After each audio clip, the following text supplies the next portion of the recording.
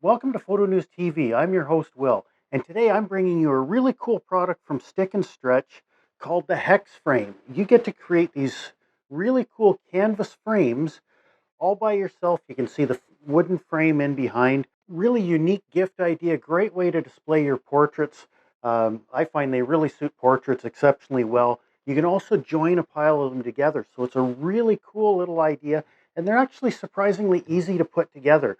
Um, We'll take some of the mystery out of creating your own canvas gallery wraps. So there's a few things you need before you can get started. Number one is a canvas print. So I've got a nice print here with two of my grandkids on it. Sharp knife, cutting mat, the plastic corners. This is part of the starter kit. The 4.5-inch wooden sides. There's an archival quality glue as well as the staples to hold everything together.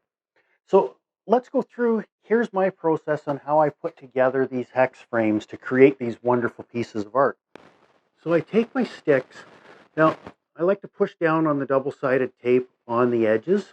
Just roll them over with your thumbs a little bit, flatten them out, and you're going to peel just a little bit on each end.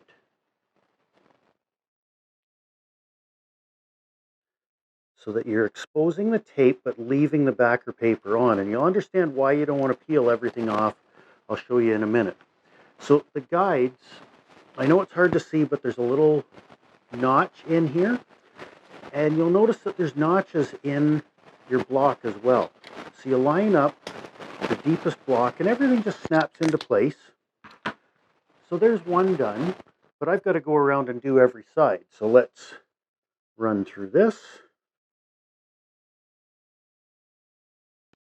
And here's the last one, so I'm going to place this one in.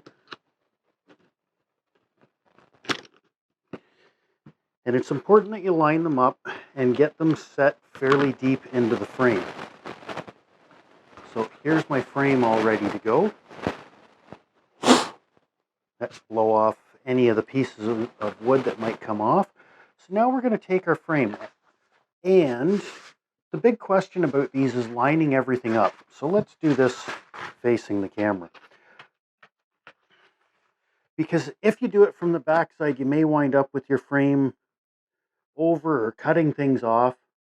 What I like to do now, because I know that my edges are going to be the edges of the wood here, so I'm going to place my frame so it's fairly centered.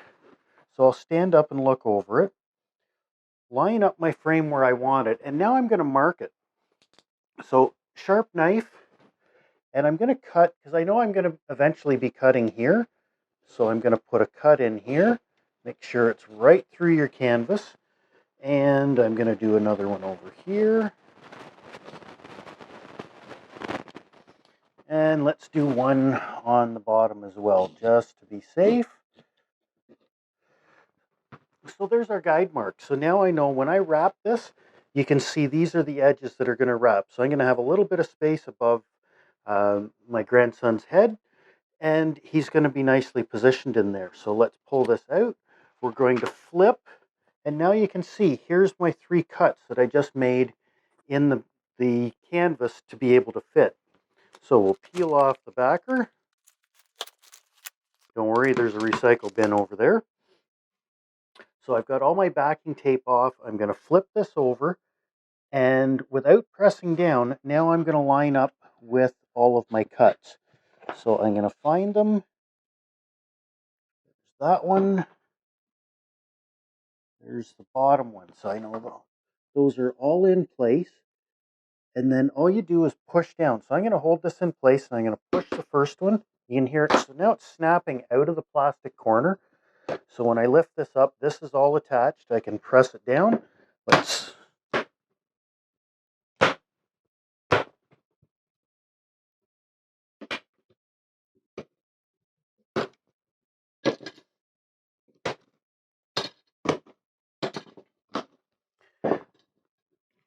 So after removing my corners, I've got everything in place.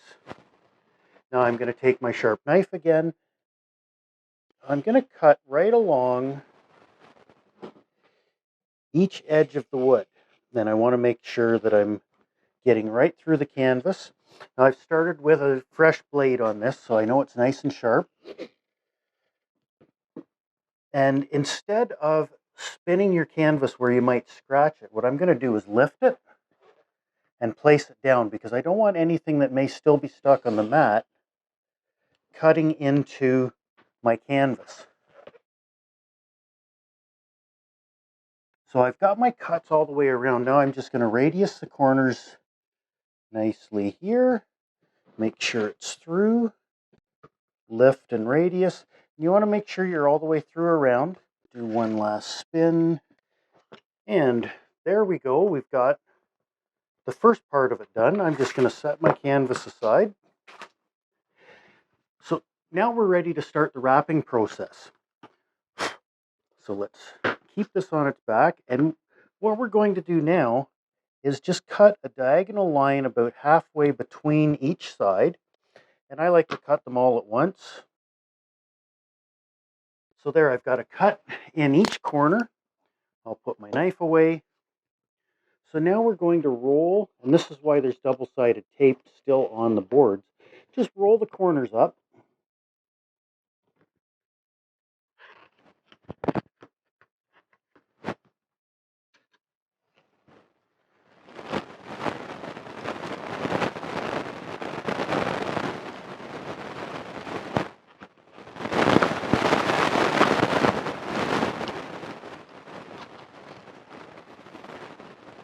So all the corners are now rolled. So now we're going to move on to our next step. So we've got archival glue from Stick and Stretch. So this is an acid-free pH-neutral glue, so it's not going to cause any damage to your canvas over time.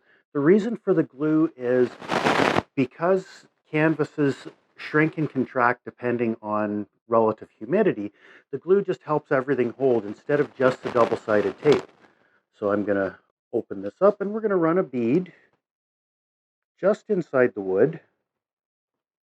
And you don't need a lot of glue, just a thin bead. So now we're ready to flip everything and bring it together. So part of the kit was the staples. Now these, you don't need a staple gun for. You're going to press them in. So we'll start off with one corner, and we'll lift them up. And you'll notice now that there's two drilled holes in here. So I'll take my staple, and I'm just going to press it in and not shove it all the way down yet. I like to get all of the staples in before I put pressure in. It's just like working on your car. You don't tighten everything up all at once. So now we'll do the same with each corner, and I like to pull them apart a little bit before I bring them together, and that ensures a nice crisp corner on there, because it is possible for it to bunch a little bit. So that prevents some bunching. We'll go to the next corner. Now this is another reason I don't like to get them all pushed all the way in, because when you get to the last one, it's a little trickier just to get everything pulled out a bit so that you can line up your corners, get nice crisp corners. We'll set that side in. Now this side.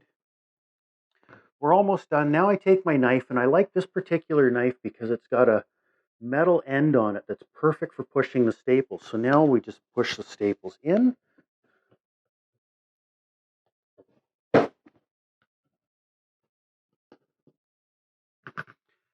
And that's it.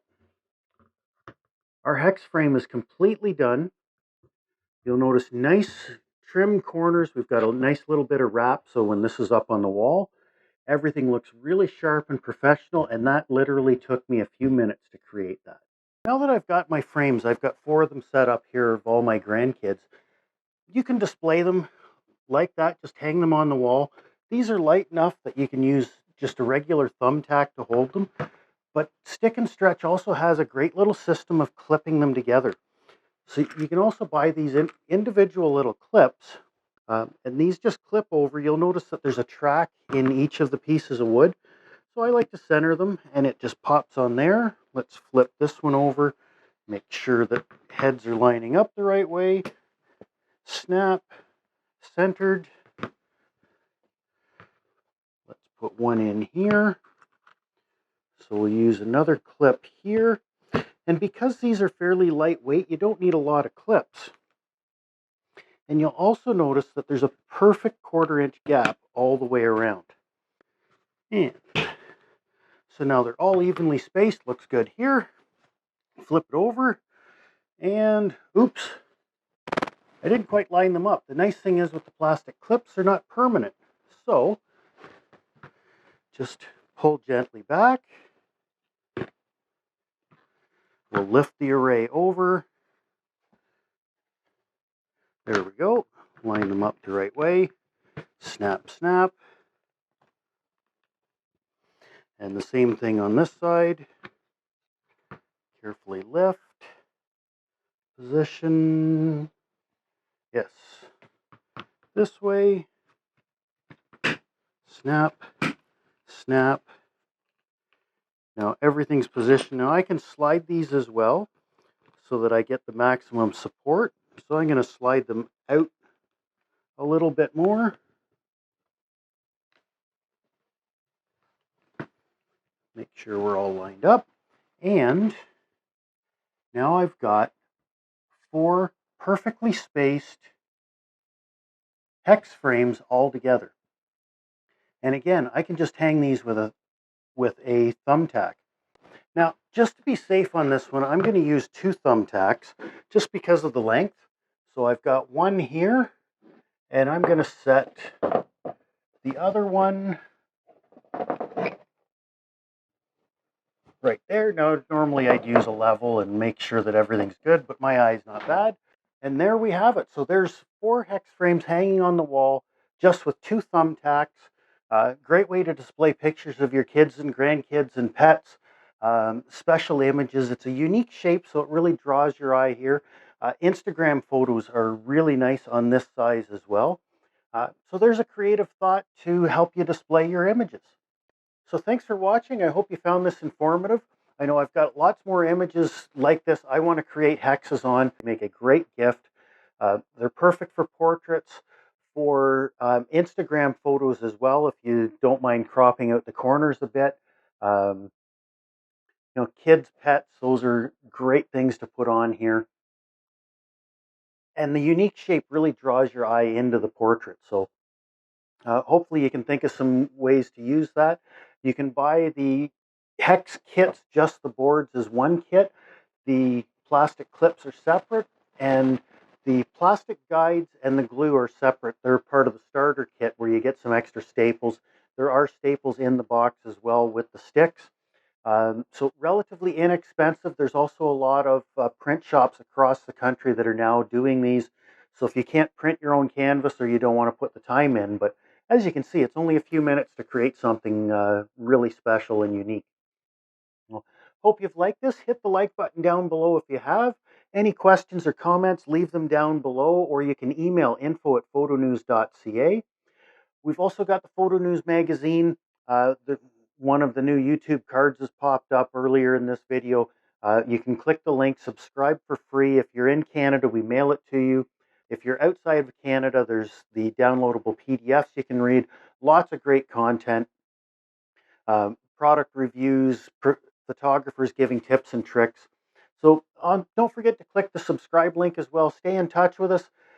I will be bringing you lots more great content like this, more printing and presentation, product reviews, tips and tricks. So thanks for your time and happy printing.